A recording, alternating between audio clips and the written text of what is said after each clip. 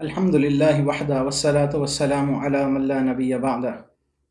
أما بعد فأعوذ بالله السميع العليم من الشيطان الرجيم. بسم الله الرحمن الرحيم. والله ورسوله أحق أن يرضوه إن كانوا مؤمنين.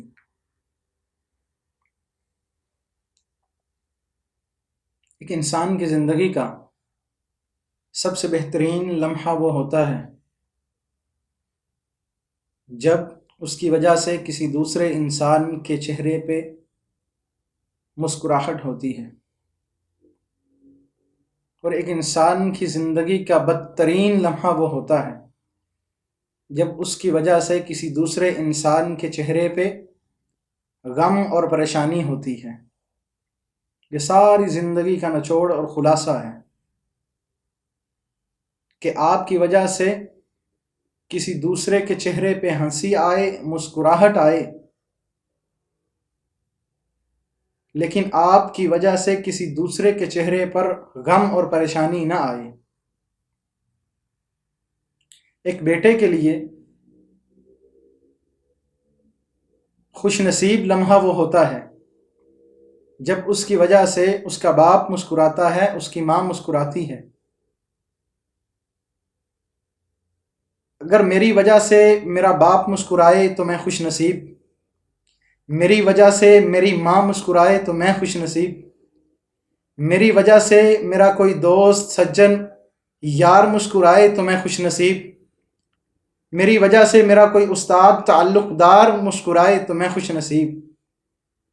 تو پھر اس انسان کی خوش نصیبی کا عالم کیا ہوگا کہ جس کی وجہ سے عرش والا رب مسکرائے، جس کی وجہ سے عرش والا رب مسکرائے۔ اگر اللہ رب العالمین کسی بندے کی طرف دیکھ کر مسکراتے ہیں تو یہ اس کے لیے کتنی بڑی خوشخبری ہے۔ آپ صلی اللہ علیہ وآلہ وسلم کا فرمان ہے، آپ صلی اللہ علیہ وآلہ وسلم نے فرمایا وَإِذَا ضَحِكَ رَبُّكَ إِلَىٰ عَبْدٍ فِي الدُّنْيَا فَلَا حِسَابَ عَلَيْهِ۔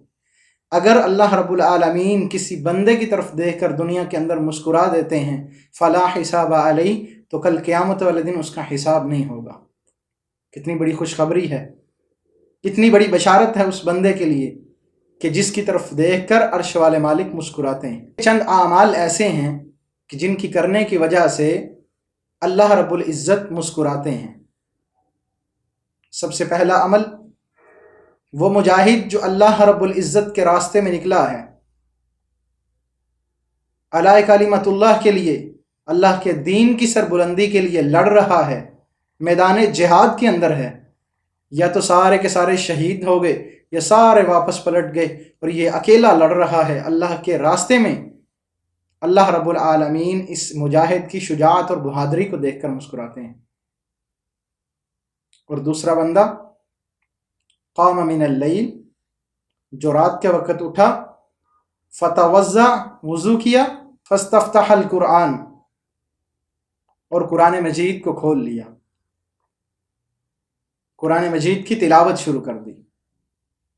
پہلا بندہ اللہ کے راستے میں جہاد کرنے والا، دوسرا بندہ رات کو اٹھ کے قرآن مجید کی تلاوت کرنے والا، تیسرا بندہ قام من اللیل فتوضا فاحسن الوضوء، رات کو اٹھا، وضو کیا، اچھے انداز کے ساتھ وضو کیا۔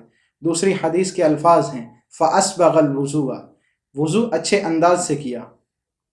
اپنے کام اچھے کرتے ہیں نا، گھر کے لیے پردے اچھے لاتے ہیں، دودھ اچھا اور خالص لاتے ہیں، اسی انداز سے جب جب اللہ کے دین کے کوئی کام کرنے کا موقع نصیب آئے اسے اچھے اور احسن انداز میں کیجیے، کیونکہ اللہ رب العزت آپ کی ان اداؤں کو نوٹ کرتے ہیں۔ فاسبغ الوضو، اچھے انداز سے وضو کیا، جتنی اللہ نے اسے توفیق دی تھی نماز پڑھی، اور نماز پڑھنے کے بعد اگر مرد جاگا ہے تو اپنی بیوی کو، اور اگر بیوی جاگی ہے تو اپنے خاوند کو جگاتی ہے، اور خاوند جاگنے سے انکار کرتا ہے، یا اگر خاوند جگا رہا ہے اور بیوی جاگنے سے انکار کرتی ہے، اور یہ پانی لے کر ہلکے سے پانی کے چھینٹے اپنی بیوی کے منہ پہ مارتا ہے اسے جگانے کے لیے پیار اور محبت کے ساتھ، اللہ رب العزت اس بندے کے اس عمل کو دیکھ کر عرش پر مسکراتے ہیں۔ کتنے اعمال ہو گئے؟ 3۔ پہلا عمل اللہ رب العالمین کے راستے میں جہاد کرنا، دوسرا عمل رات کو اٹھ کے قرآن مجید کی تلاوت کرنا، تیسرا عمل اگر مرد جاگا ہے تو اپنی بیوی کو جگائے، عورت جاگی ہے تو اپنے خاوند کو جگائے، چوتھا عمل الذین صفوا للصلاۃ، جو نماز کے لیے صف بندی کرتے ہیں، وسد الخلل، اور خلل کو مٹا دیتے ہیں، اللہ رب العالمین ان کے اس صف بندی کو دیکھ کر مسکراتے ہیں۔ کتنے اعمال ہو گئے؟ 4۔ یہ 4 عمل ایسے ہیں کہ جن کے کرنے کی وجہ سے اللہ رب العزت مسکراتے ہیں۔ وَإِذَا ضَحِكَ رَبُّكَ إِلَىٰ عَبْدٍ فِي الدُّنْيَا فَلَا حِسَابَ عَلَيْهِ، اور جب اللہ رب العزت کسی بندے کی طرف دیکھ کر مسکرا دیں تو اس کا حساب نہیں ہوگا، یہ کائنات کے امام نے فرمایا۔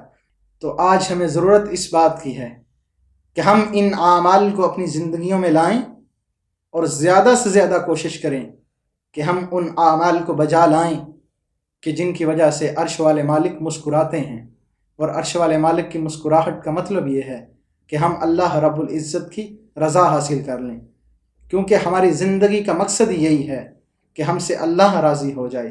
اللہ رب العزت سے دعا ہے کہ اللہ ہمیں عمل کرنے کی توفیق عطا فرمائے۔ اقول قولی ھذا استغفر اللہ لی ولکم ولسائر المسلمین۔